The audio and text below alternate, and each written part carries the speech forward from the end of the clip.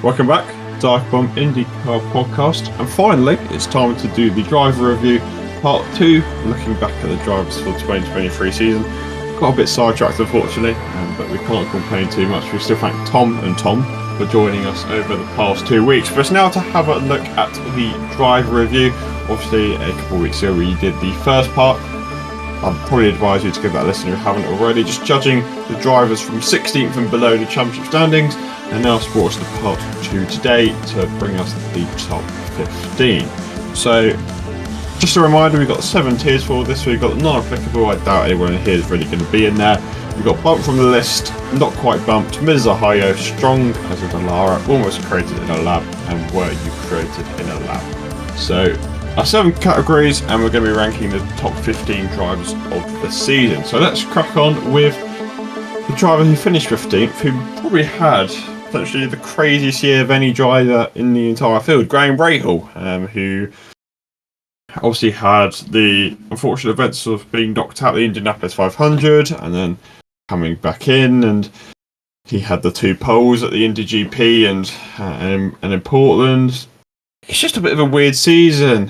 He obviously got the podium at the Indy GP. He was very, very close to winning, but things sometimes didn't go his way and other times they did. It was a really weird season. It's quite hard to say what Rahal's season was like, but I think tumultuous is a great word to describe it, really. Yeah, in fact, that is the first word I have written down. It was a tumultuous year, but at the same time, that kind of made it one of the stories of the year, and it was so tumultuous that it's going to be kind of difficult to actually categorize it in our tier list. But yeah, it was a rough season in part for RLL, and the peak of that was kind of bump day, but it kind of turned from a rough season to, there was just a major resurgence, and after the 500 in particular, the turnaround was quite remarkable. Obviously, the first Indy GP was pretty strong for the team, but yeah, for Rahal to end a 6-year drought and take successive road course poles in the second Indy GP and at Portland, I mean, he probably should have won that second Indy GP as well if it wasn't for Scott Dixon's heroics. But I think it was an incredible storyline that he returned to IMS for the first time since May and went and took this, dream pole position and then had this race that, it was worthy of winning, really. It was just Dixon did something completely inexplicable. And yeah, Lundgaard was still the standout RLL, but Rahal proved, all the people saying he was past it or he was too old, he really proved them wrong. And it was a tremendous story of resilience.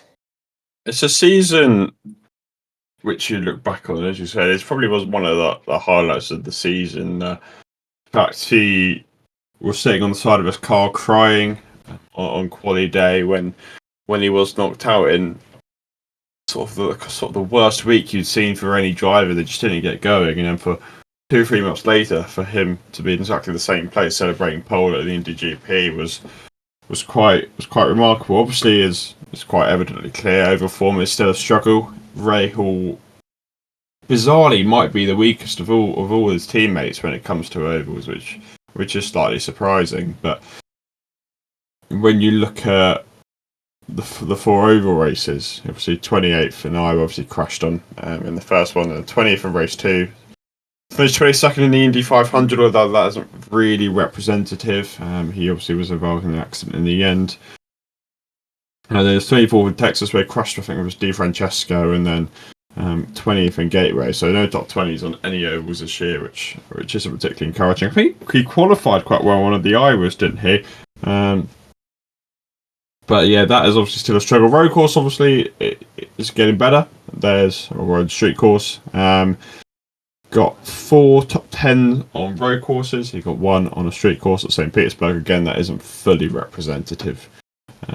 But yeah, just kind of the disparity between road, street, and oval form is particularly worrying for Rahal. But they have sorted their road course format, which is definitely an upgrade of what we've seen in previous years. And I think with what Lundgaard's doing there is a bit of an appealing option. I think Rahal's still lacking a bit behind his teammates, which maybe for him is slightly concerning given his experience. But it's sort of coming back. I think if this continues next year, maybe that win will fall by the wayside. I have the answer to your Iowa query. He started Excellent. 13th and 6th, which Sick.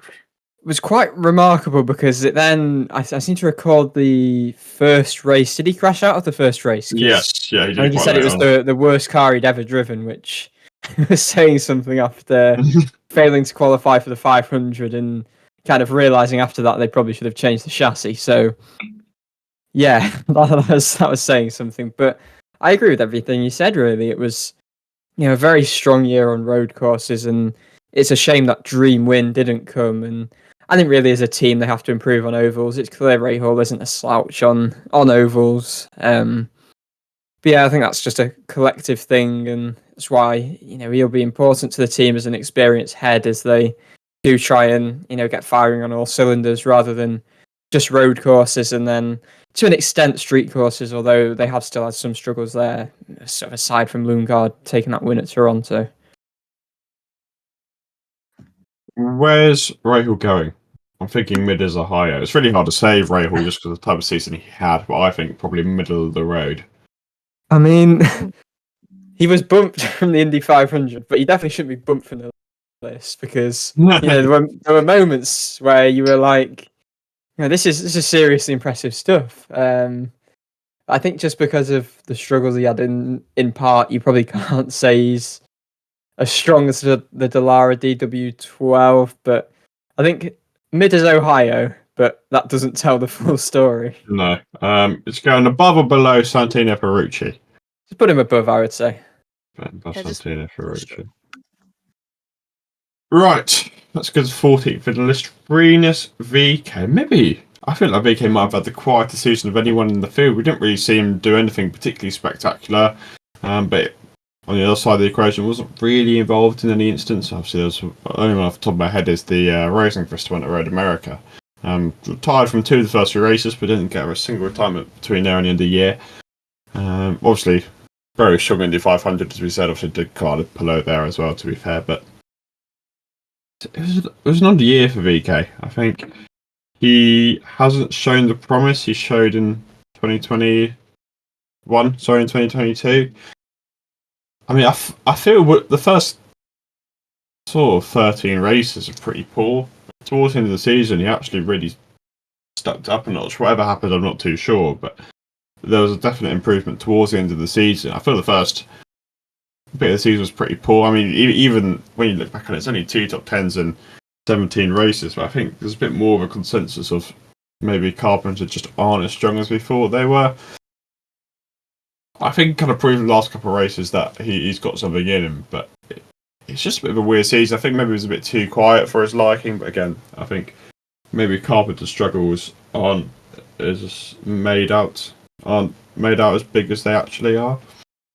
Yeah, I don't think you can really definitively judge where VK was in those, that first large portion of the season, just because. Yeah, I mean, I would say it was a year that grew as the time kind of went on. It did start off quiet, but you kind of just feel, maybe that was because Ed Carpenter Racing was struggling. I mean, VK actually trailed 4-3 in races at the time that Daly was dropped for underperformance. So I really think there is a sense that the issue was a collective thing, really. And then, there's, a lot of suggestions that maybe VK actually benefited from having Hunter Ray come in and have that championship winning experience sort of alongside him to maybe help to refine his approach a little bit. I mean, Indy was strong again for VK, qualified in the front row for the 3rd successive year. He's still got a worse starting position, I think, of 4th, so that's quite something. But then, after trading the lead with Palou for a bit, they had that clumsy collision in the pits, sent VK to the back, and then it was a recovery job from there from what could have been a really,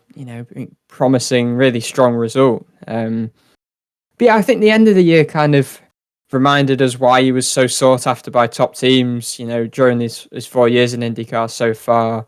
11th, 6th, and man, he almost looked like he was on for better at Laguna after having his best road and street course start of 6th before, he was tagged by Dixon on the opening lap. So I think he's ended the season with momentum for sure. But yeah, I just feel he was a bit anonymous at times, and it's hard, when it's such a big field, you do get drivers that if the team performance isn't, where where you're fighting towards the front of the field regularly, then they can get a bit lost. And for all we know, VK could have been putting on some miraculous moves, further down the pack, and we just didn't see it. But I think the end of the year was certainly a glimmer of hope, and I think for Carpenter as a whole, maybe things did start to improve a little bit. Yeah. It's really hard to say because, as you said, we just haven't seen much of him. Even instance-wise, I said there wasn't too much either, really, at all, was there? No, but I definitely agree with what you're saying with him kind of just, kind of falling into the pack, I guess. You didn't see much of him. I think the first time, unless I kind of forgot something that I've, properly kind of saw him was in the Indy 500, on that oval. But I feel like other than that, he just, I don't know, you didn't really see much of him. Yeah, I don't think we really had too much to say on BKZ just because we didn't really see much of him at all. There was the odd incident, but we didn't really see anything spectacular either. We're looking at the list. I mean, the problem is with VK. I feel where his hype was has progressively decreased. In 2021, where he was winning races, he was getting a couple of poles, was quite high. And even last year, there was some standout moments. As Alabama was a really strong weekend, for example, but he just hasn't reflected that this year, which almost makes it feel like not quite bumped, just because of maybe how quiet he has been retrospectively. Yeah, I think we just need to see him out of ECR really to get a proper gauge of where he's at. I think really to end up 14th in the championship, having had such a quiet year for a team that was, is perceived to have underperformed so much, I actually think that's, fairly creditable. He had an average race finish of 14.7, if I've done the maths correctly, which actually isn't too bad. I'd be tempted to maybe put him at the bottom of mid as Ohio, just because I don't think he's as, maybe had as poor or underwhelming a season as some of those who were in not quite bumped. But yeah, I'm open to see what you guys think. No, I was thinking mid as Ohio as well. I'm not gonna. I feel like I don't know, not quite bumped. I feel like we didn't see a lot of him, but I feel like his performance wasn't that bad to kind of put him down there. Yeah, I think it's I think one thing I would say is I think it's probably maybe his performance was better than we may have seen. It's just it's very hard to judge with someone who's often right in the mid pack. Yeah.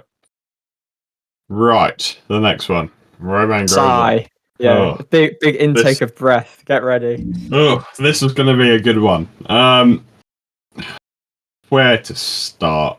A year which showed so much promise. It started so well, and it just fell off a cliff and never recovered. Just what a tragic year, ended in such a messy way. It's just, I think what frustrates you the most is just how well the season started. He should have won in St. Petersburg. That was probably maybe you'd say not completely his fault. Texas, okay, he was unlucky. 2 second places. One of them could have quite been a win. And then just nothing. Just too many incidents. Too much complaining. Just a massive disappointment. I think when we think about where to put him though, do we put it based on his performance or the expectations of how everyone thought he was gonna do at the beginning?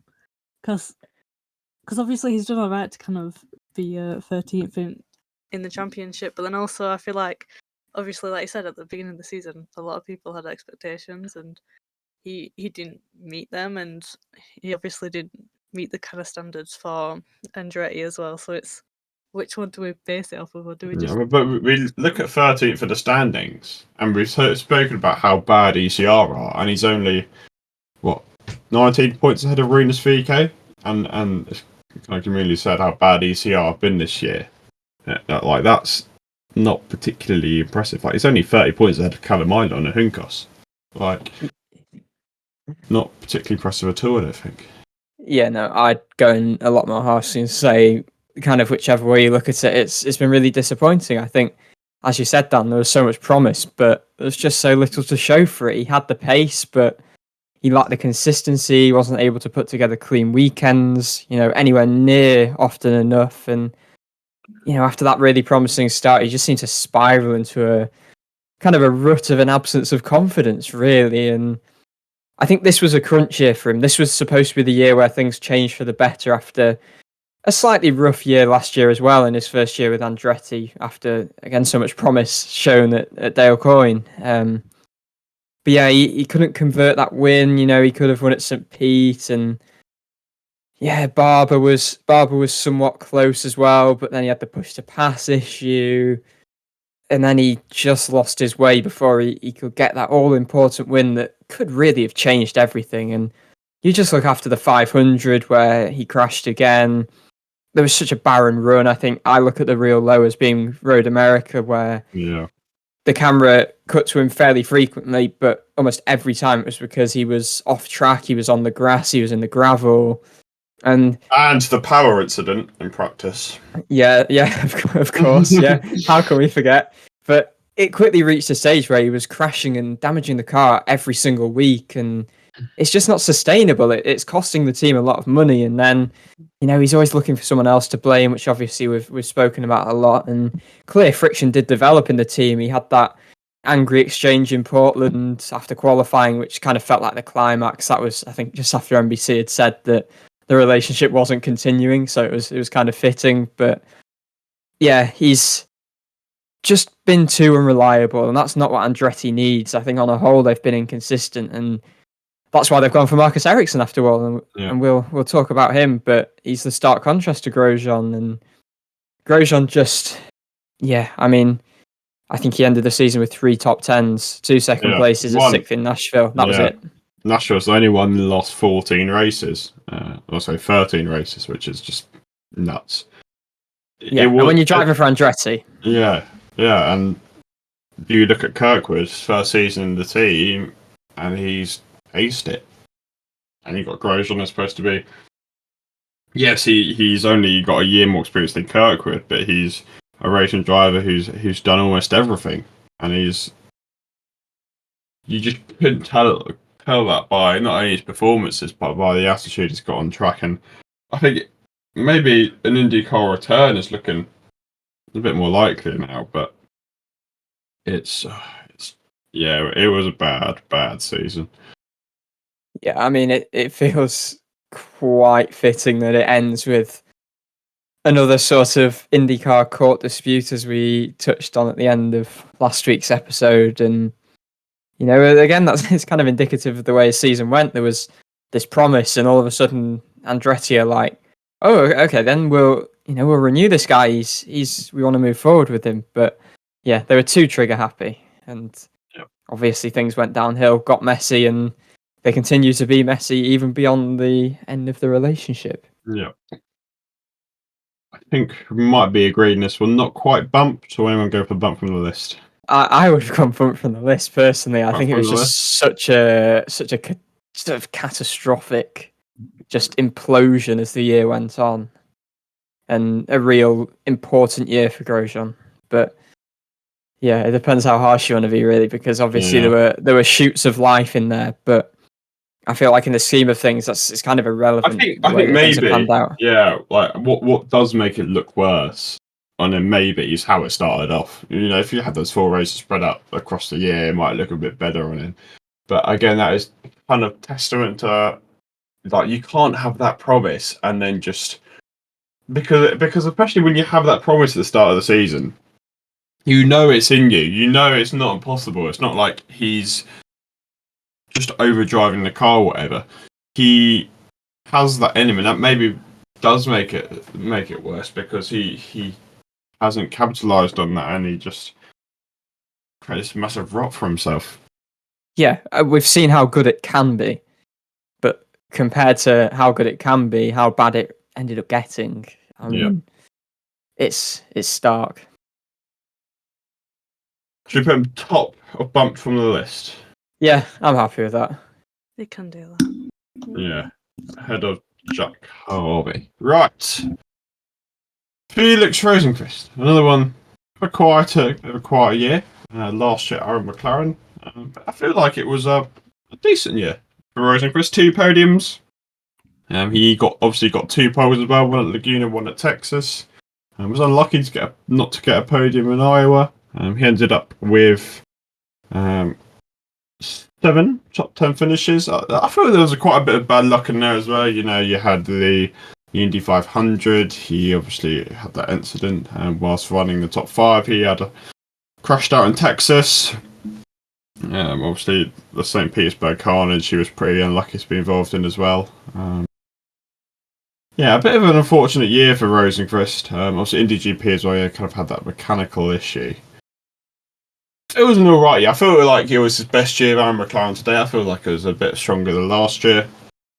He was pretty similar to Rossi all year. It felt just Rossi was maybe a bit more fortunate at times.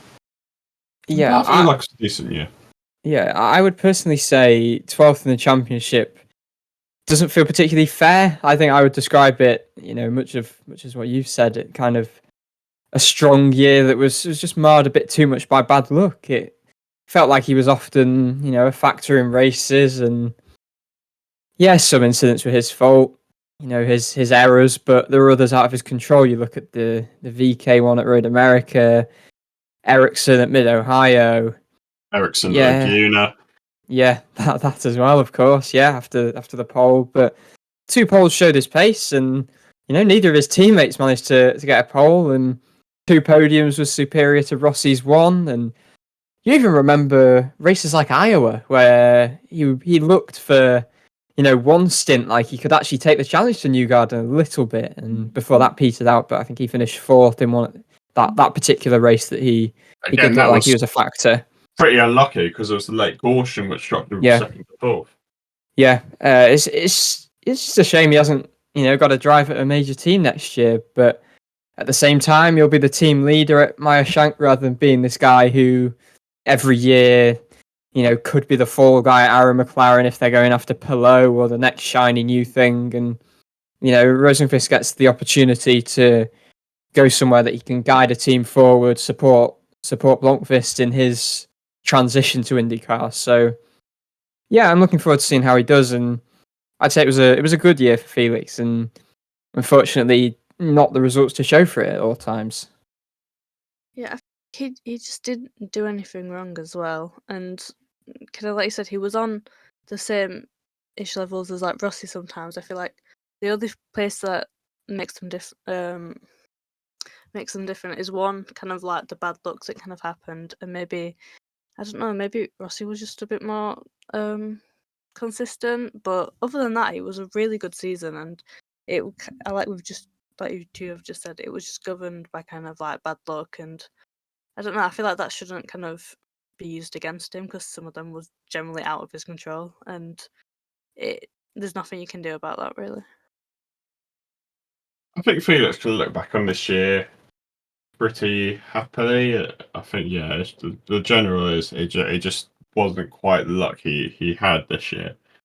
But I think Marshank's a good career move. I think he performed well as a team leader, and he's proven to be a pretty reliable pair of hands. And even at McLaren, like in his last race, getting the like as soon as his future looked like it was really done, he actually stepped it up quite a notch, which was pretty impressive. And yeah, you look at the races, and 6-7 races: St. Pete's, Indy, Road American, Mid-Ohio, GP, Laguna. So that's got sort of 6-7 races where he's just been taken out. And even Nashville got caught up in that multi-car race at the end, didn't he? So yeah, he's just a lot of points taken away from an effort of his own. If his points weren't there, he could be looking maybe 8th in the standings. So I don't think it's been a bad year at all for Rosenqvist. I think there's a lot to look back on and a lot to build towards moving over to Marshack. Yeah, where would we think of putting him? I would happily put him as strong as the Dallara DW12. I think Mid as Ohio would feel particularly harsh. Yeah, I agree with that. It's just about where do you rank him against those guys? Yeah, I mean, say he's better than Armstrong. Yeah, Is he better than I'd Lucas? I'd probably put him ahead of Lundqvist just on the basis that Lundqvist only did the few 3 races. Behind Malukas or ahead of Malukas? Challenging. Hard. Difficult call. The man who would take a seat or the man previously in I the would seat? probably put Malukas slightly ahead, just taking into account the equipment. Cool. Right, number 11. Kyle Kirkwood. Probably one of the most impressive drivers of the season. Obviously, he switched over to Andretti, and on paper, it looks a bit of a messy season, which at times, don't get me wrong, it was, but 2 standout wins. Long Beach, he absolutely dominated, and Nashville was equally as impressive, you could probably say. He got the strategy bang on and he executed it perfectly. You'd probably say he didn't have the quickest car in the day, but he executed the strategy in exactly the way he needed to. And even he had a bit of bad luck at times, obviously crashing out the Indy 500 through no fault of his own, and obviously that sort of mess at the Gita Seika. As I said, bit messy. There was only 7 top 10 finishes throughout the course of the season, but 2 of them were wins, which crucially neither of his teammates did, and both Herta and Grosjean had good chances at that. I mean, you could stretch, you could probably say DiFrancesco had 1 chance at it, but he did what the other 2 couldn't do. And to be 4 points off Herta, who's been seen as Andretti's big thing for how many years now, 4 or 5 years, and to come into the team and look comfortable right off the bat was just so impressive. It was a weird year, I feel. I mean, he's finished inside the top 5 twice in his 2 years in IndyCar, and they are both of his victories this year, which is, slightly strange. But, I mean, it kind of felt like he had the measure of his Andretti teammates, despite finishing 4 points behind Herta in the end. I think those points could easily have been gained if it wasn't for, this odd bit of misfortune. I think of all of the Andrettis, he comfortably had the sort of highest peak performance of the season and showed real pedigree on street courses. And he kind of controlled his two victories. It was impressive how he managed to get to the front of the field in Nashville. Just he was the strongest driver in Long Beach, and to do that so early in the season as well is super impressive. He has to refine a few things further. Consistency still needs to be established, but this was his 2nd year in IndyCar. It's his first year stepping up to the sort of big league with one of the major teams in Andretti. And you kind of feel like he was too often, not always his fault by any means, caught up in early race incidents, but he just showed his racecraft, so well to surge through the field kind of seamlessly, really, on a fair few occasions. And it's just clear he is a supremely talented driver, and to give Herta a run for her money at the team that Herta was kind of leading and the driving force at, and has been for several years, it's impressive. And we kind of saw that form that Kirkwood has shown gave him such success on the road to Indy. Yeah, and you even look at it, and there are just a lot of points dropped through no fault of his own. You sort of look at St. Petersburg, he was probably had the craziest day. We saw him going up on 2 wheels at one point, trying to do an aeroplane impression. And then sort of the instant, if you didn't have the opening lap instance of Detroit, Road America, Portland, there could have been even better finishes. Yeah, and his street course form was pretty strong throughout the year. Came 6th from Detroit despite that incident. St. Petersburg was running pretty well too until the accident, and obviously had to add to his 2 wins. And although I think he's still lacking consistency a bit, that's just going to come with experience. But the opening spars of Andretti, the opening 17 rounds of his Andretti career has looked really, really encouraging, and he has signed this new long-term deal because he is one that Andretti trust and will be a driving force for them in the future. So tier list wise, I think almost creating the lab, or at least the top of Dallara. Yeah, it's a tough one really, because almost creating a lab, you have to kind of think forward. Is he on par with who else could be going in there? The likes of you say your McLaughlins, your O'Wards. Maybe consider putting him at the top of strongest of Dallara. Yep. Just considering who his competition will be in the would be yeah. on higher pace. And you know, I still think he is lacking consistency. I think his peaks were really peak, but there is still more to see from Kirkwood. So I think that's fair. Yeah, agreed. Right, his teammate Colton Herta. It was almost a bit bizarre that he finished ahead of Kirkwood this year because Herta's year was pretty quiet. It was a bit more consistent than what we've seen Colton Herta before. But no wins, 1 podium, 2 poles. A fairly mixed year. I think we touched on this with Tom Gamel. That the removal of his dad from the team he really struggled with initially, to be honest. But he got more top 10s than Kirkwood. He obviously got the 2 poles, which is more than Kirkwood did. And he kind of had that decent mid-season run to come between Road America and Toronto, where the pace did look there, but it was never quite the Colton Herta of the golden boy, the future champion that we've seen in the last couple of years. And don't get me wrong, he had luck of his own, obviously being punted in the wall. I think it was by power at St. Petersburg, and obviously getting caught up in Nashville as well when he was running pretty decently, and even Laguna. He was pretty unfortunate there. But it's just a bit frustrating for Herta. It feels quite disappointing for him that Kirkwood has come into this team and always been quite quiet in the grand scheme of things. Yeah, I think really by Herta's standards, it was a disappointing year. You do feel like he was kind of outshone by a second-year driver, really. I mean, it's quite interesting that actually Herta has an average race finish of 11.5 compared to Kirkwood 13.1. But yeah, it's kind of about those peaks, and you feel like Kirkwood really had the much higher peaks. Obviously, yeah, the glimmers of pace were shown for Herta by those successive poles, but he just couldn't quite convert for whatever reason when he was in the winning positions. I think we had the pit limiter issue. Was that Mid-Ohio? Yes. And was it Portland as well? He sped somewhere else. Yeah, something. Yeah. So that was disappointing. It was kind of a combination of his own errors, some strategic issues, simply others just being faster than him, which isn't something we've necessarily been accustomed to too often with Herta. Yeah, came away with 8 top 10s, 1 podium, but no win. I don't think he'll be particularly pleased with that. I think he'll want to come back and prove a point next year, especially with the prospect of Andretti going into F1 on the horizon. Yeah. And you do kind of think, will they, give 1 seat to an American, possibly from IndyCar?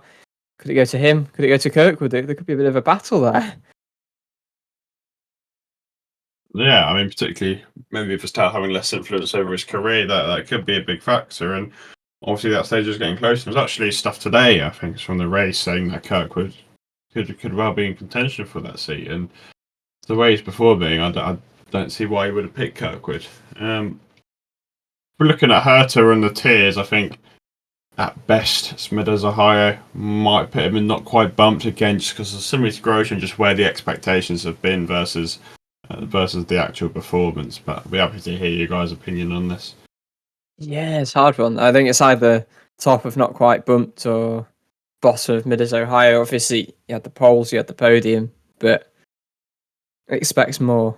I don't know, really. More, yeah. I was going to say maybe bottom of Mid-Ohio, just because if the expectations are high, then you kind of expect to do high or to do well, and I don't know if he did, but then he did get the poles on that, so he kind of... Yeah, I mean, problem is his conversions of those poles was pretty horrific.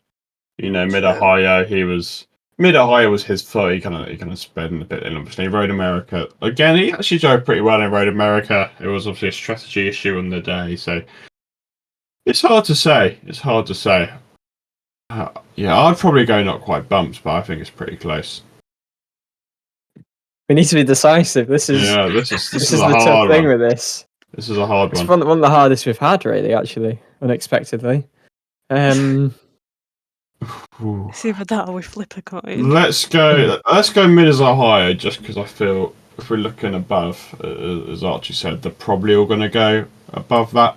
So, and that was quite thin. So let's go mid as Ohio, just for Colton. Right.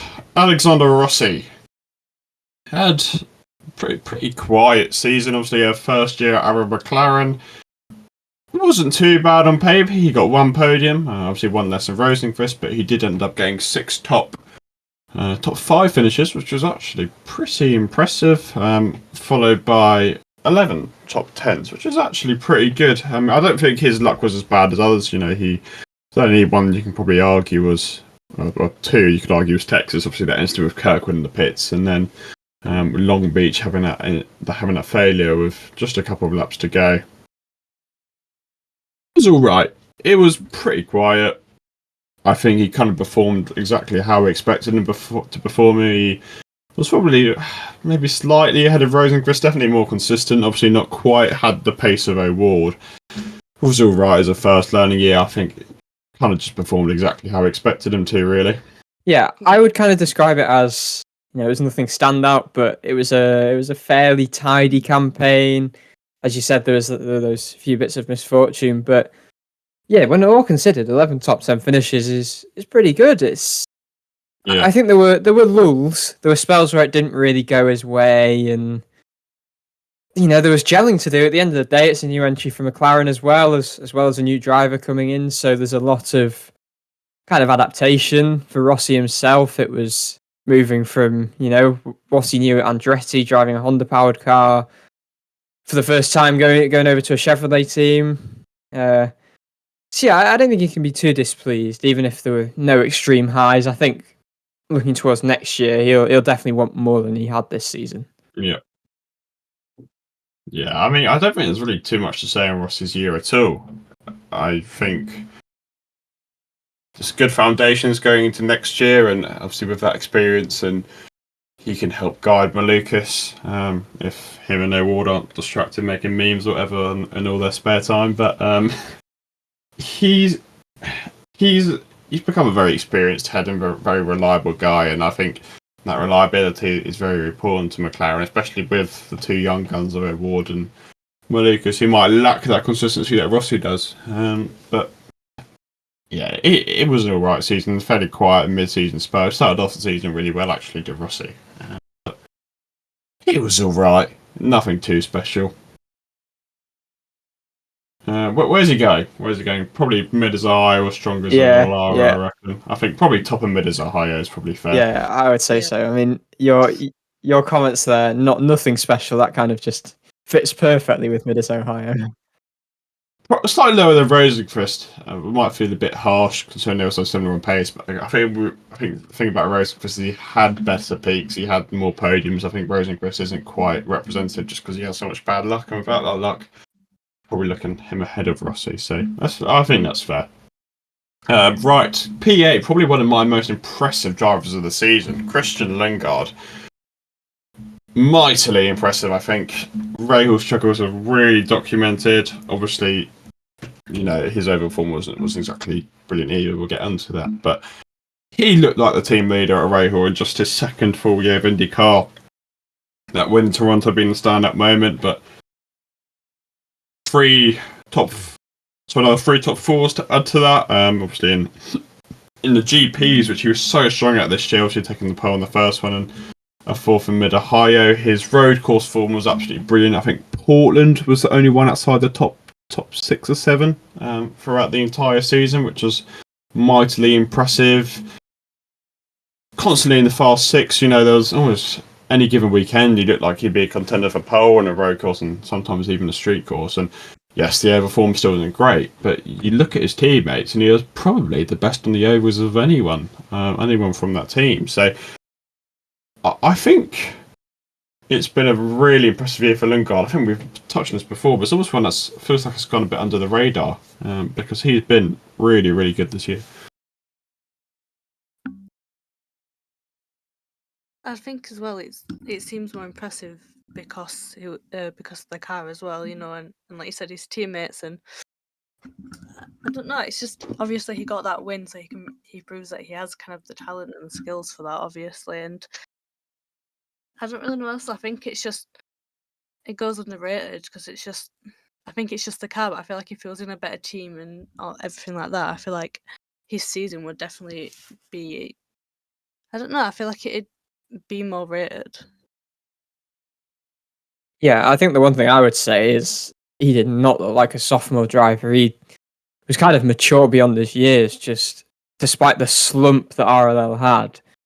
He was the guy who was, taking things by the scruff of the neck and guiding it forward. I mean, yeah, when you consider the woes they had on ovals, and to still have an average race finish of in and around sort of 10th, 11th is, that's really impressive, because there were times where you were talking about RLL as being in crisis. Yet Lundgaard's here having picked up 9 top 10s, so in over half of the races, and yeah, street courses still haven't fully clicked yet. That's where he comes away with this victory. So, yeah, I mean, And that weekend was dominant as well. He led pretty much every lap. He took the pole, he took the fastest lap. It was almost a perfect weekend. Yeah, exceptional. And it's kind of unfortunate, really, not to pick up any podiums beyond that win. I mean, he had he had the 2 poles, which showed his pace. I think he notched a further front row as well. His lowest qualifying on road courses was 7th, aside from the 17th in Portland. Wow. Which is remarkable, really, given just how stacked the field is. I don't really know what went on in that Portland weekend for it to kind of be. I think it was possibly traffic issues, actually, if I recall correctly. Kind of stopped him from continuing that form. But yeah, if he can just, I mean, it's quite hard to tell when he doesn't have the equipment, but just build that oval pedigree a little bit more, and he's a complete package. And you could see interest, from a Penske or team of that like if this continues. Yeah, absolutely. And I feel it was almost a shame that he wasn't a factor in the craziest driving market we've had in years. But you look forward to the next driving market, and there's going to be some big seats available, and he's got to be one who's thrown in there, because he's performed so well. And it's just as you said, it's about getting more experience in the ovals. But what he is doing in the ovals is beating his teammates, which is the best direct comparison he's got. And he, even in Indy, yes, I know Leggett qualified him, but even on bump day, whilst the other 2 were scrambling to get in the field, he did his first run and looked pretty comfortable. Yeah, I mean, RLL are oval, sorting out ovals away from being kind of up there as a fairly complete package with, your likes of Andretti. I mean, Lundgaard finishing ahead of all of the Andrettis in the championship regardless is quite some feat. But yeah, if they sort out the ovals, which we know they can. Takuma Sato won the Indy 500 in not too long ago at all, and yeah, things have gone a little bit downhill, but they are not miles away. Things just need to click on ovals, and then maybe you're saying, oh, actually, Lundgaard maybe he doesn't need to think about moving, because there's so much potential if they can just match the improvements that they've shown on road and to an extent street courses. If they can show that on ovals. Yeah, I'm thinking almost creating a lab. Yeah, I think he's the first that definitely warrants going up there. Nice and easy. Very well deserved. Right. Done over half of this episode. Let's crack on to the top 7 of the championship, starting off with the first team, Penske, Will Power. And we've touched on his year quite a bit during our season reviews. Bit of a mixed bag for Power. Obviously, he had a lot going on a track that was actually highlighted this week when he was practicing at Indy. 4 podiums, 2 poles, obviously both occurring at Iowa. He ended up with 11 top 10s, which isn't bad by any stretch of the imagination. I feel that it was messy at times this year. Portland is a great example, and didn't have a particularly strong Indy 500. He obviously hit the wall quite late on, and Road America as well was obviously quite a messy one. But that was he took the headlines there for different reasons, of course. But it was alright for Power. I don't think he looked particularly close to winning. He definitely didn't look like the champion that he was last year. Yeah, I mean, we can't touch him before. Maybe slightly disappointing. There was obviously a lot going on off track, but he was coming in as a champion, and he just didn't really look like the Will Power of last year. you would definitely not have said this was a defending champion. I mean, yeah, I mean, compared to the heights of 2022, it was a disappointing year. I think there were times where that, new willpower, measured approach kind of went out the window a little bit. It was notably less consistent, but as we've spoken about in other episodes, there are, pretty big caveats with, the illness that his wife Liz had, and I managed to watch 100 Days to Indy at last, and that was highlighted quite a lot in there. And I think people maybe don't realise actually how much of a toll that had. There was the time, I think it was around Barber, where he's admitted that he didn't even know if he could continue racing this season. That's how bad it got. So it was nice to see him gift Rick Hendrick a helmet at Indy the other day. He was someone that apparently helped the Power family out when things, did look pretty bad. So you've kind of got to, there's got to be a bit of perspective to this. I think, all things considered, I don't think the year was catastrophic by any means. He still picked up 4 podiums, swept Iowa qualifying again, which is just, I don't think it's spoken about enough. He's an absolute master at that. He'll take the poles and Newgarden will take the races in return. Yep. Yeah, but away from that, qualifying was a struggle for the guy who is obviously the best qualifier the series have seen. He managed 1 fast 6 all year, if I remember correctly, on road and street courses, which I think was actually more indicative of Penske's struggle for 1 lap pace, barring McLaughlin, who was a freakish anomaly in that regard, because Newgarden also struggled on road and street courses. But yeah, I think given everything that was going on, 10 top 10s for Power was not too bad. I think there were just more of the errant weekends that you don't really want to see if you're going to build a championship campaign, that he kind of didn't really have many of in 2022. And no doubt it will have been disappointing to end a 16-year consecutive winning run. But yeah, it was an unusual year, and I think you can kind of cut him a bit of slack in a way. I mean, you kind of look at the second half of the season where the issues were a bit less, and his form probably did slightly pick up.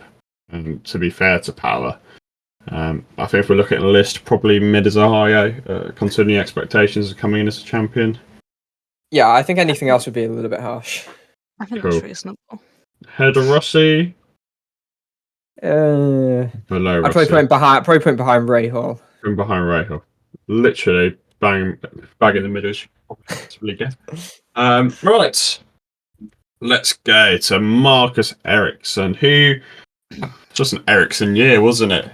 Didn't really do anything too special. Obviously won the Open at St. Pete's, although in very Ericsson fashion. Maybe you could probably say he was slightly fortunate that day. Slightly unfortunate Indy, to be fair, winning that race again. Obviously, sort of final few laps were messy, as well as whatever your take on the Pato O'Ward incident is. 3 podiums, maybe a bit more error-prone, accident-prone than seen before. Obviously, Rosenqvist and Mid-Ohio and Laguna Seca. Obviously, a myriad of top 10 finishes, got 14 across the season. He was consistently getting those top 10s, obviously not quite to the level of his teammates. It was alright, wasn't it? I mean, there's not really too much to say on Ericsson's here, just very Ericsson, as we almost say every episode. He was just there. He wasn't doing anything bad, but he wasn't. So it was an NPC in the IndyCar world. I feel like with Ericsson, every time I make my notes during a race, or even in this case, head of a podcast, he always gets the shortest amount because he kind of just doesn't do anything particularly wrong. Yeah, obviously he had the 2 collisions with his countryman that was kind of unfortunate, but yeah, I mean it was a consistent year, and that's why Andretti have gone for him. As I said, they need a consistent, reliable driver, and Ericsson is sort of the epitome of that, really. And yeah, the win might have been a little bit fortuitous, but he put himself in that position. And the Indy 500 was obviously strong again. He almost defended that. He was 1 lap away from defending that. But yeah, I kind of feel like it's a bit of a nondescript year otherwise. He got on with his business, top 10s in all the first 8 races. Then he had the Mid-Ohio accident, 11th in Toronto, I think, because he needed a splash of fuel. Yeah. And then another run of 6 top 10s before the next collision with fellow Swede at Laguna. So, yeah, I think it was a strong year for Ericsson. I think there's no doubting that. Yeah, I think coming into Andretti, probably the experienced head is going to be a good move for him. Maybe I think they still need to identify a team leader there, but he could well be it. Andretti, I feel like in Ganassi he got a bit lost with Dixon and Palou being the top dogs there, and I think Andretti is a good move. He will bring in that consistency we always speak about of him. So it was an all right last year of Ganassi, but I feel Andretti's like it's the right time to make that move. Where's he going? I'd probably say strong as Dallara, maybe Mizuhaya. One of those two. I'd say strong as Dallara. Just I think we can kind of get caught up a bit in the fact that maybe he didn't do anything flashy, but he actually, regardless of that, he managed to keep plugging away with the results. 14 top tens is, it's no mean feat really in such a competitive series. So I mean, I think only Palou and Dixon got more. O'Ward and McLaughlin got 14 each as well, to be fair, so that's pretty solid effort. So where's he going in that?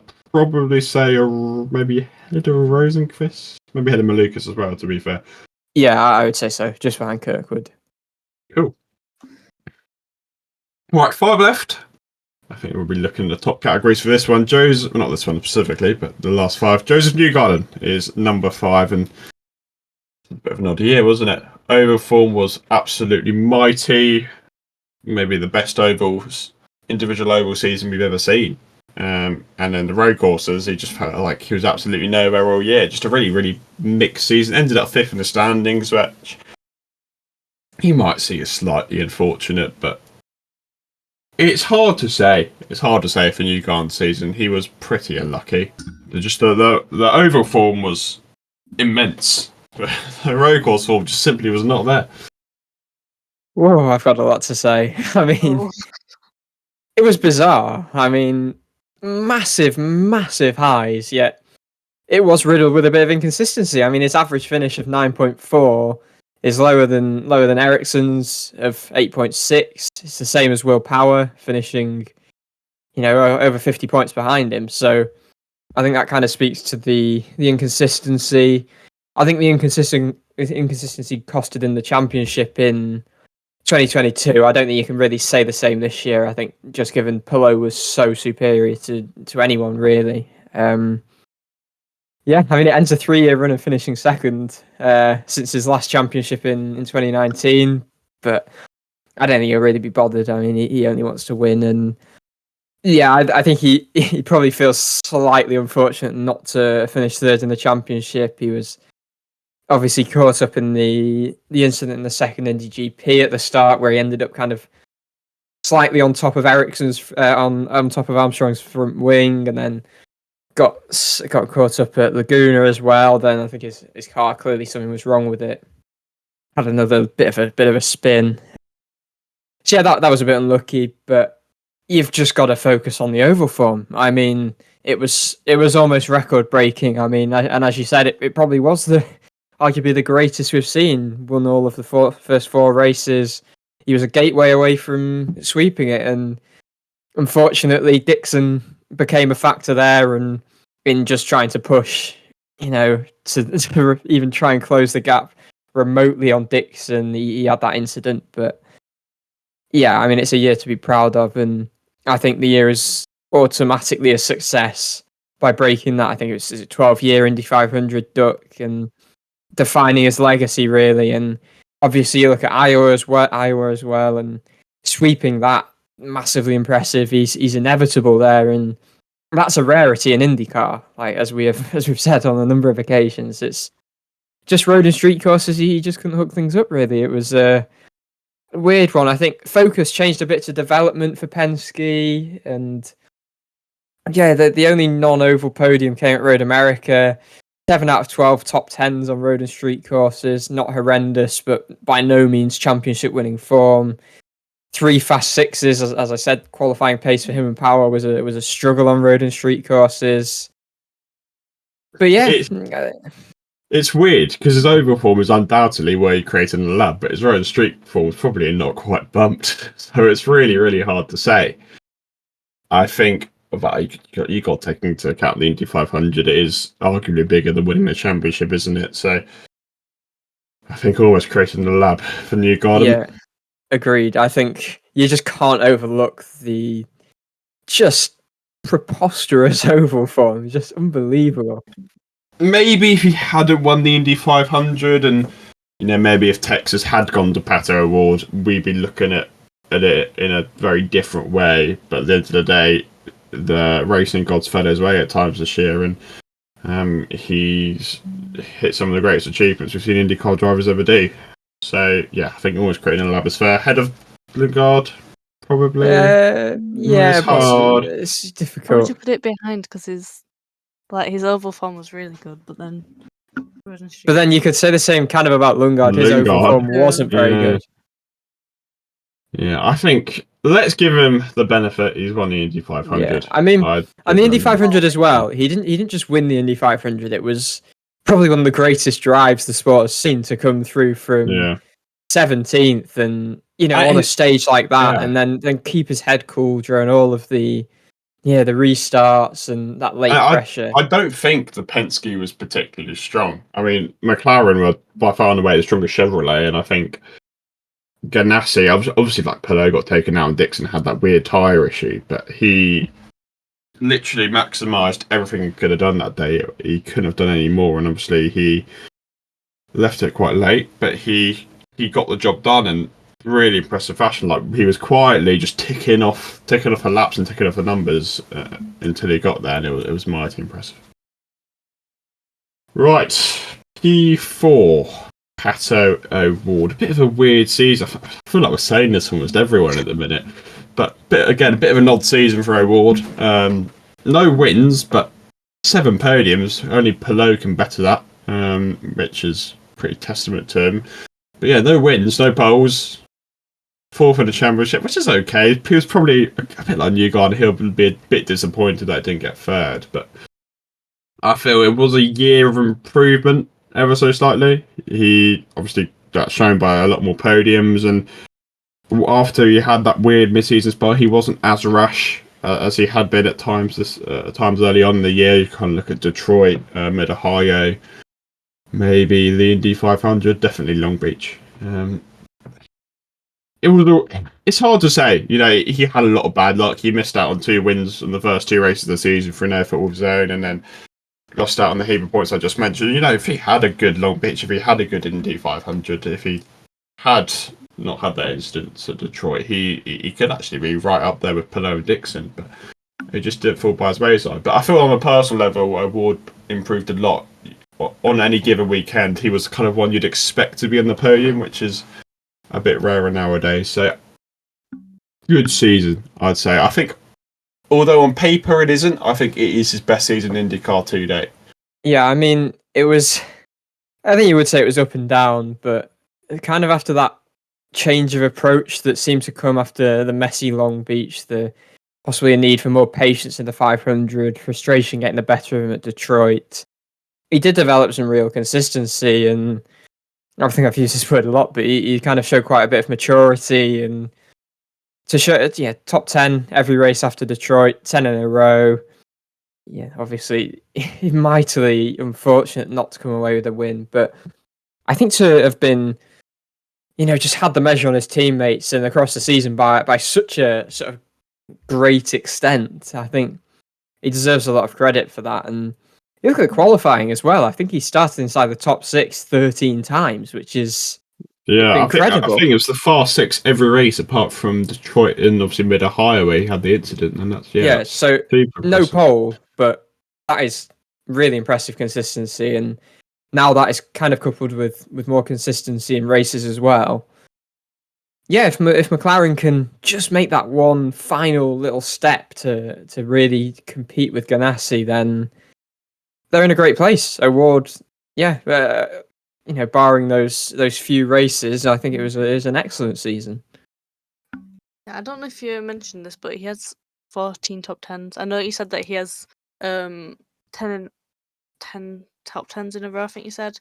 But what is it? That means only like 3 races he kind of got below that, which was kind of the incidents. And I think if you just discard that, it was a really good season to have that kind of consistency and to kind of, like you said, just the emotional growth that he showed.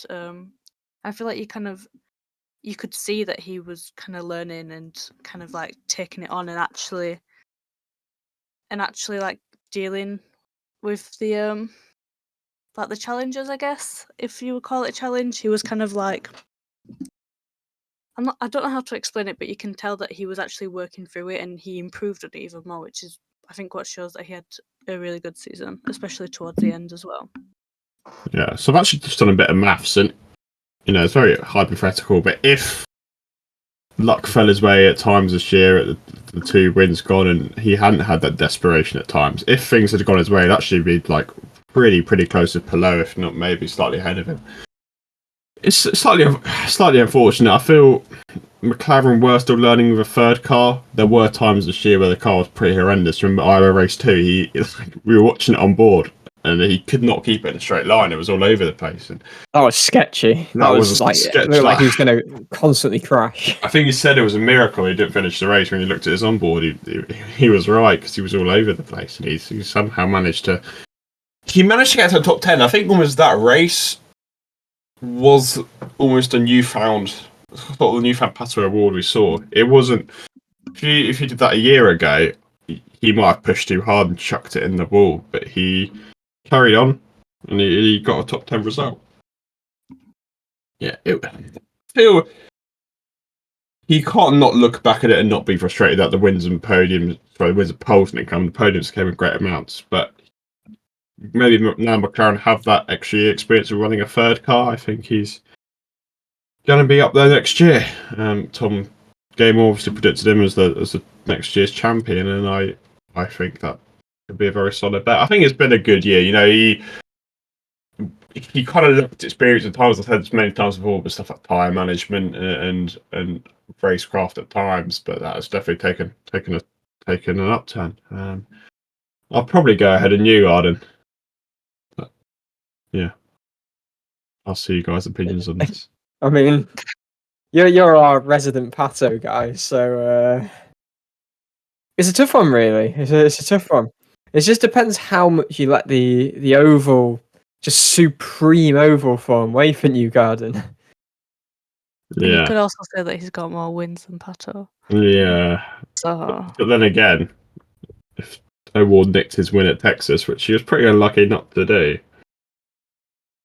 I think you got to look at it where O'Ward was a lot more consistent, and maybe obviously Newgarden did win the Indy 500, but he was right up there as well, and he might well have won it if it wasn't for the Ericsson incident. I'm happy to go with whatever you go for. Yeah, Well, I've not any particularly No, strong. not going up there. It's not going up there. Worth a try. Almost got in the lab. Yeah. Oh god. Cool. Yeah. It's worth a try, just in case maybe you didn't notice. There we are. Right, 3 more to go. Our podium finishers. Scott McLaughlin. I think a very underrated year for Scott McLaughlin. 1 win in Alabama, the only Chevy win on the road and street course, followed by another 3 top 2s. Obviously, your start where was like top in the front row and like 6 of the last 7 races or something ridiculous. And the season started off slowly. I called him a disappointment halfway through the year. He was clearly listening because he decided to actually work hard after then and get some good results. So maybe I need to start giving more motivational speeches to drivers. Criticise them more and they'll turn good. No, I'm joking. Maybe he did listen to it. You never know. But yeah, I feel second half of the season, maybe only Dixon was more impressive because Palou had actually sort of dropped off after mid-year. But I say dropped off, but his lowest finish was still 8th. But you get me. I think McLaughlin was mighty impressive in the second half of the year, and I think third place in standings was very well deserved because he was leaps and bounds ahead of his teammates at times this year, especially on the road and straight. Yeah, majorly impressive achievement to be.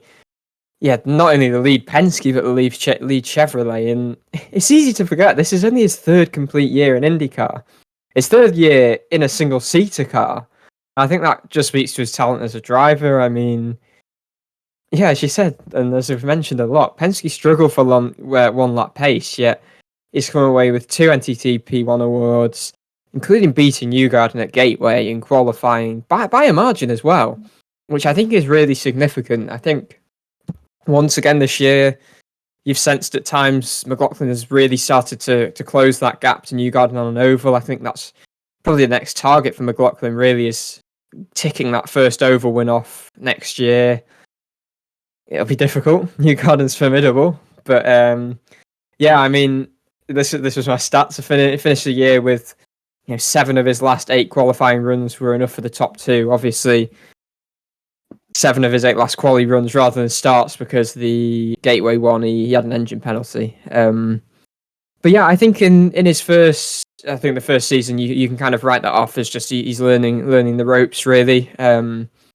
Second year, he took the 3 wins, but there were lulls and there were times where things didn't go his way, and that kind of just led to there was a lot of inconsistency, and that he kind of had a bit of negative momentum at times. But there was the 500. I think he earmarked as being quite disappointing this year. Yet he just used that as fuel and built momentum that he just did not let go of. And okay, he only ended the year with 1 win, and that actually came before the 500. But I think this was definitely his strongest year, and to end the season with top 9 in 11 successive races after the 500, total of 14 top 10s across the season, and yeah, probably could have had more wins. Really, could have won St. Pete, him or Grosjean, if it wasn't for the error that put them both in the wall. Could have won Nashville, went down to the death again, 1 or 2 more laps, he could have won that. So yeah, super impressive year.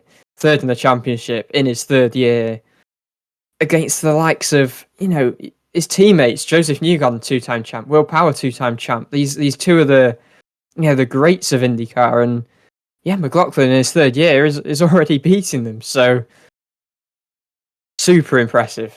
Yeah. Really impressive. Yeah, I think it's quite an underrated year. I think where Palou and Dixon have stole the headlines sort of for the whole year, he's been a bit like Lundgaard. He's gone under the radar a bit, and I think it's a bit unfair because he's been absolutely mighty all year. I'll be happy putting him ahead of O'Ward. Yeah, I mean, I would obviously be happy with that, but yeah, no, I like being rational. Yeah, I agree with that. I think finished ahead of him in the championship, and yeah, it probably deserves to be just ahead of him. Cool. Top 2. I think we probably know where these 2 are going. Scott Dixon, first of all. It started off actually quite quietly, didn't it? We didn't really see too much of Dixon. He was obviously very consistent, but he only had 1 podium until about the halfway mark of the season. And then second half, lowest finish was top 6.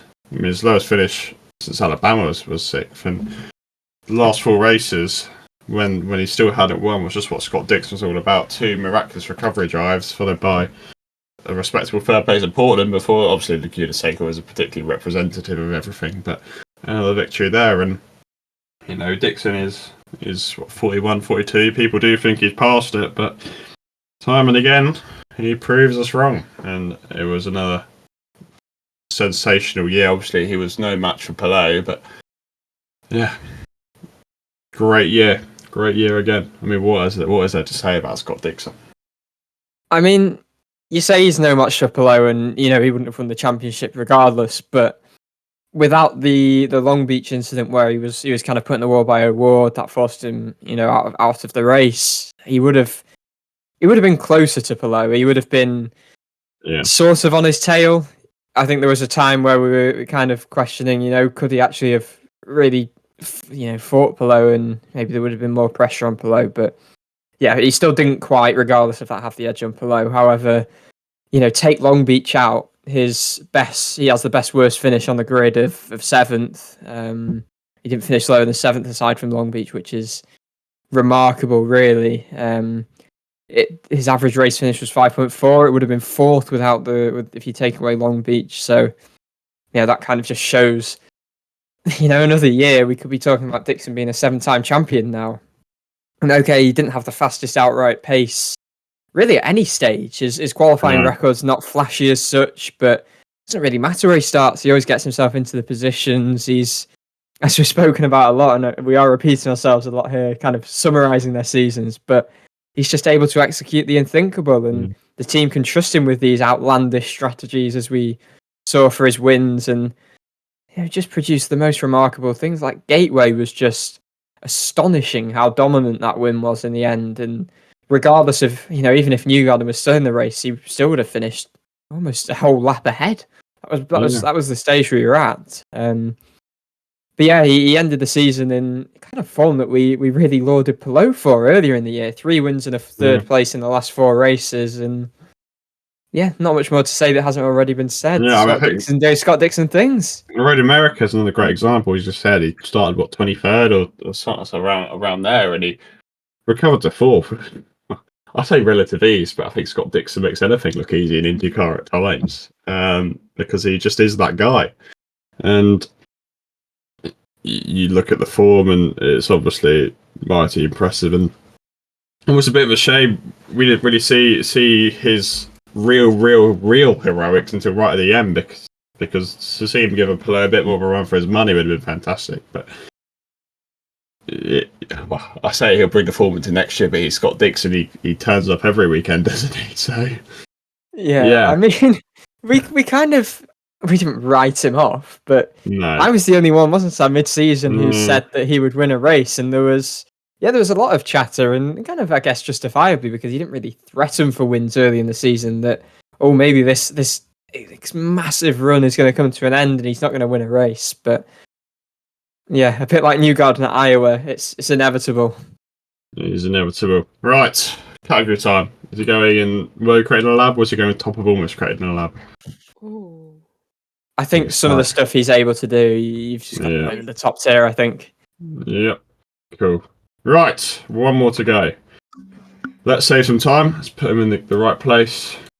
There we are. No, not quite. It's obviously going B1. Worth a try. Yeah, I mean, we've spoken about it in great lengths. Alex Palou season. I don't think. Have we ever seen a season quite like Alex Palou? It's not one of recent memory, at the very least. It was almost. I certainly can't have a perfect season, but he came home with 5 wins, a further 5 podiums, 10 podiums in 70 races is remarkable. 13 top 5 finishes, and obviously a finish no lower than 8th. And even his weak points, short ovals, got a podium in Iowa race 2 and 7th and 8th in Gateway. I mean, you look at it, and you could have won even more races. The Indy 500 is obviously the greatest example, where he was taken out by VK. And even with all the off-track drama yet again, he just turned up every week. Obviously he took a slight blip when that happened, but it was hardly noticeable, because he's just... It's not really anything to say. He was just... We haven't seen a season like it. I don't think we've ever had... We don't have it where a driver goes into the weekend and you expect them to get a podium and get a certain result. But sort of that run between the Indy GP and Toronto, you almost felt like Palou was going to win every week, because he was just making it look so easy. He was just in a class of his own, and yes, his form dropped off slightly, but we say dropped off slightly, he still had 4 podiums in the last 9 races. Oh dear. I mean, his average race finish was 3.7. His average race finish was almost on the podium, which is just astonishing. I mean, you've got to remind yourself as well, this was only his 4th season in IndyCar, and this is 2 championships in 3 years. I mean, it just defies the odds. It's unbelievable. I mean, I think as soon as he took his first win and went on that run, it just looked inevitable. I think even from the mid-season, we were kind of talking about it being a foregone conclusion, which is just it's unthinkable in IndyCar, which is so competitive, and everyone you speak to speaks about it being so competitive, and it is so competitive. But that's kind of what outlines. It's not like this is boring dominance from Palou. It's dominance that you just kind of have to be in awe of, really. I mean, to take a top 8 in every single race, not finish lower than that, you kind of just have to let that sink in. It's incredible. And talk about championship consistency. That usually involves a few errant weekends. Still, Palou had none of them. I mean, there's talk of he had no bad luck, but there was adversity. I mean, you look at the Indy 500. He had the contact with VK on pit lane. Still recovers to finish 4th. I think even like Laguna was one. Yeah. when he got I think pretty unlucky, one that I earmarked was Road America. He had that massive crash in practice. Yeah. I don't think we kind of had to appreciate it. It was a massive hit. Recovered, qualified third later that day, took the win. Just, as if it never happened. I mean, it could have been 5 wins in a row if it wasn't for the VK incident, because he looked fairly impaired. Even the month of May, really. Toronto, where his wing was falling off, and that was incredible. Still going back to second. To hold on there. Yeah. I feel like it wasn't like a couple of laps. It was like how many was it? It was like, I think it was. It was the last 20, 30 laps. Yeah. It was a long time, and I feel somewhere else he had a bit of misfortune. I can't remember. It might have been Nashville. There's somewhere else where he got a bit unlucky. Nashville! He was in that major fuel save. Ah, yes. Oh, yeah. So, he did get slightly fortunate at the end, didn't he? Because there was a late race caution. But even so, that was pretty impressive. So, wow. That was a bit of a bizarre race, to be fair. But, Everything Palou does is just remarkable. He can execute strategies. He's got consistent qualifying performances. His race pace is just incredible. Even when he's managing his tyres, he can still just illustrate the field. Rahal and McLaughlin had pitted early. Yes, they pitted slightly into traffic, but he just went on this monster stint and just came out 15 seconds up the road. This is the thing. It happens on a regular basis as well. He's suddenly, he's near the rest of the field, and then next time you look, he's suddenly got a 15-second lead. And where has that come from? It's incredible. I mean, as you mentioned as well, he did a job on the weaker tracks like Iowa. Taking that third place is probably one of his performances of the season. That was that probably sealed him the title retrospectively, didn't it? Probably. That was the one. That's when there was a little bit of pressure from Newgarden, but Palou pressure doesn't really feel it. You get, but what a season! I mean, definitely many points during the season where we were definitely convinced he was created in a lab. Yeah. I think as well there was just more talks of who was going to be second and third rather than who was going to win, because I feel like everyone just kind of knew or assumes that he's gonna keep on winning races and he's gonna win the championship as well.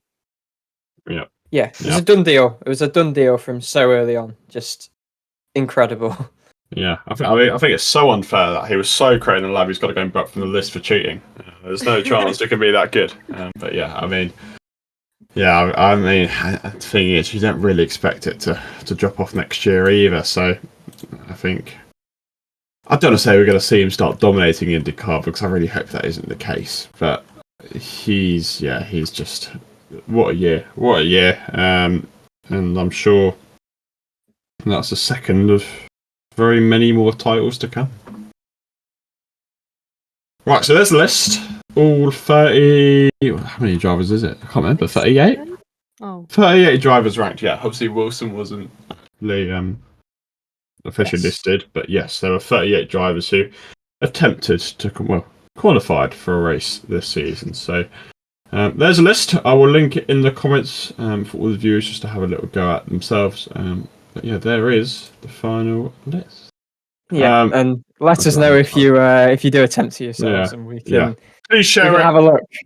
Yeah, message us on Instagram, tag us on Twitter, and you never know, we might be running out of content ideas, so we can react to your ones, which would be pretty fun. So there we are. So that's the tier list done. There is a bit more. News to look at. There's a bit more discussion point. Obviously, this week we're recording this on the Friday, and there's been testing at the Indianapolis Motor Speedway from Wednesday to Friday. So Wednesday was rookie orientation for Linus Lundqvist, for Marcus Armstrong, and Tom Blomqvist, who obviously was speaking about it last week, and I was looking forward to it. He was actually the quickest of the three. It's not really representative, but nice to see Tom doing well there. Thursday was the big one. Kyle Larson, 2021 NASCAR Cup Series champion. And if you're not a NASCAR fan, it's hard to kind of put into words how highly Larson's rated. But people obviously the American perspective is slightly skewed, but people see Larson as one of the greatest drivers on the earth. And what he's done in NASCAR is mighty impressive. If you didn't know already, he'd be doing the Indy 500 with McLaren. And he had his rookie orientation on Thursday, and today they've been doing a bit of hybrid testing, and we spoke about Sir Tom Gamel. I think it was Palou, Power, Malukas, and Ericsson today. So obviously Malukas and Ericsson are with the new outputs today, which is pretty cool to see. And then Power and Palou were testing the new hybrid. So that's been going on this week. Yeah, nice to see cars back at Indy. Yeah, I think I'll just chip in on Larson and kind of how highly he is rated. I was in the press conference yesterday, and Tony Kanaan, I think, said something along the lines of he is a generational talent, and this is with Kanaan working very closely with this sort of Hendrick Motorsports program with Larson, and he's clearly seeing from working with him that he is some driver, and yeah, it's incredible, really. And I think the rookie orientation program, so just to explain to people who might not know, there are 3 phases. First of all, drivers have to run 10 laps between 205 and 210 miles per hour. Then it's 15 between 210 and 215 miles per hour, and then 15 more above an average sort of lap speed of 215 miles per hour. And yeah, Larson said it was quite nice actually having the program just so he could build the speed up, but it went smoothly, and it's always good when he says that it was harder to go slow than it was to go quickly. So he clearly got up to speed pretty quickly, and yeah, I think Kanaan's influence is quite important. He said that there's a lot of people trying to feed a lot of stuff to Kyle, and the changes you make to the car, the telemetry to analyze, the several buttons on the steering wheel, and it was kind of Kanaan, from the driver's perspective, was kind of just getting Larson to, just focus on the experience, because it's one of the most amazing things driving that track for the first time. So, yeah, well, I mean, the first time in an IndyCar. In an IndyCar, that's a good point. Yeah, that's a point worth making. But yeah, Larson actually said he didn't know there was an open test in April, so that's the next thing to look forward to. I think he said that it's an eye-opening experience, but there's actually he'll get more of an appreciation, I think, when there are other cars, and that's a whole another sort of learning experience, really. But yeah, that all went smoothly. Then obviously we got the hybrid testing as well. I'll just quickly mention first about Blomqvist topped the times on the Wednesday, ahead of Lundqvist, Armstrong, and again that all went smoothly. But yeah, the hybrid testing that's also going on sort of either side of this. Some details came out: 1,325 laps across the last couple of days turned by Palou, Herter, and Ericsson for Honda, combined with Power, Rossi, and Malukas for Chevy. I think this was sort of running alone, running in packs. Just it's quite an important step, really, using the hybrid power on a super speedway. It obviously works quite differently to on a road or street course. So yeah, there's been extensive testing on road courses. I think they use Sebring to simulate street course. It's the major teams who have got this running. I mean, you've seen Will Power on his Instagram story posting about having to get through 22 sets of tyres or something at some of the road courses, which is a lot of running and will be exhausting. But yeah, it goes to the major teams, understandably. But at the end of the day, this will benefit everyone, and hopefully everything can go to plan, go to schedule, and we can get the hybrid power going in 24. Yeah. I think I will touch back on Larson just because he is the news of the week, and I don't think it's a bold statement to say Larson is the biggest story of next season. Definitely. I would say definitely. There's a lot of attention from obviously the NASCAR world as well. Yeah, and I think that is also really significant. We saw kind of what Jimmy Johnson brought over in his 2 seasons of IndyCar, but whilst Johnson, I think everyone admit it was a bit past it, this is a guy right in his prime. This is a guy at the height of his powers who's probably the highest rated driver in the NASCAR world. And he is at the peak of his powers at the minute. He's still in contention for the Cup Series title this year. We'll see how that gets on. I think there's 4 races left to go. They're going to the round of 8 in the playoffs. But this guy is so highly rated. He is unbelievable. And the other thing about it is, if you didn't know, he's trying to attempt what's called as the double duty. It's the Indy 500 in the morning and the Coca-Cola 600 in the afternoon, which is the longest NASCAR race of the year. And when I say the afternoon, it's at night. But 11,000 miles. No, 1,100 miles, sorry. That'd be pretty impressive, 11,000 miles in a day. 1,100 miles in a day, 500 at Indy, 600 at the Charlotte Motor Speedway, which is the first time it's been done since 2014, and Kurt Busch did it. And I think the previous attempts, it was, it's a bit of a stretch. But Larson has won the Coca-Cola 600 before. He's with one of the top teams at NASCAR. But he's also with Aaron McLaren, who have been the strongest Chevrolet at Indy, and maybe even arguably the strongest package at Indy the last couple of years. And as we said, this is a guy at the height of his powers who's going to have plenty of testing, and he's got Tony Kanaan right next to him, who's, I think there's another way to put it, apart from an Indy 500 legend. Kyle Larson is going to be, as we said, the biggest story of the year, and he's going to be one that I'm going to keep my eye on very closely, because if anyone's going to do it, Kyle Larson is going to be the guy to do it. So we'll see. Can he achieve that historical feat? Yeah, and I mean, if it's a success, a success doesn't have to be a win. A success could just be getting into the field, completing the race, completing the double. I mean, no one's done all the laps in 20 years. So yeah, exactly. I mean, Rick Hendrick there was a slightly amusing moment in the press conference where, he was asked if they'd maybe, search for more involvement, Hendrick Motorsports in IndyCar. He said he's learned not to say that he's going to do anything, because he said he wouldn't run Indy. 30 days later, he is running Indy with Kyle Larson in this Aaron McLaren program. So yeah, let's see how it goes. But who's to say if, this is the first of many runs for Kyle Larson if it goes well. Yeah.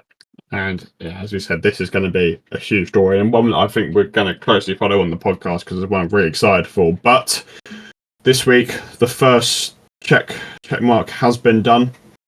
There's still many more boxes to tick, but we know he can qualify for the race, which is obviously a fantastic start for him. So that box is ticked, and the countdown to May begins now. Right, so that is, I think, all we do have time for this week. Obviously, a little review of the end of the season of all the drivers, as well as looking forward to next year already with the Indy 500. So, thank you for watching. Thank you for listening. We are sorry this was a bit delayed, but hopefully you enjoyed the episodes of Tom Gamer or Tom Blomqvist. Please do give them a listen, both. Really, really interesting. And obviously, Tom Blomqvist is actually racing this weekend at the Petit Le Mans, which probably should bring up. Obviously, this is coming out after the weekend, but a couple of drivers to keep your eye out for. Obviously, you can see the results there. Newgarden's racing in the GTPs, as well as Tom. Who else is there? McLaughlin's LMP. Dixon in GTP. I think Castro Neves is driving this, is part of the 60 team. I think. Yeah, I think Kirkwood's in GTD. Yeah, Kirkwood's driving for Vasser Sullivan, the Lexus again, I think. Yeah, so it's Dixon in Cadillac, Newgarden's with Porsche Penske, and then Castro Neves and Blomqvist in the 60. McLaughlin's doing LMP2, so is Simpson, Di Francesco, and potential IndyCar driver Christian Rasmussen, and as we said, Kirkwood's doing the GTD. So obviously, if you haven't already, look at their results. We'll probably bring it up next week. But yes, keep an eye on that. Yeah, and if you as listeners have any ideas or any questions as well, then we're happy to take them on board. It's a long off season. As we record, 147 days to St. Pete. We'll have lost a few more by the time this episode's out. Yeah, we'll lost another 3 more. So we've still got about 20 weeks of content to give you. So if you do have any ideas, please shout them out, because it will be a struggle. We'll try and get as many drivers and guests as we can to keep you occupied during the off season. But that's all we've got time for this week. Thank you very much for watching. As always, thank you very much for listening to those of you at Spotify. And we will hope to see you next week, whatever we've got planned.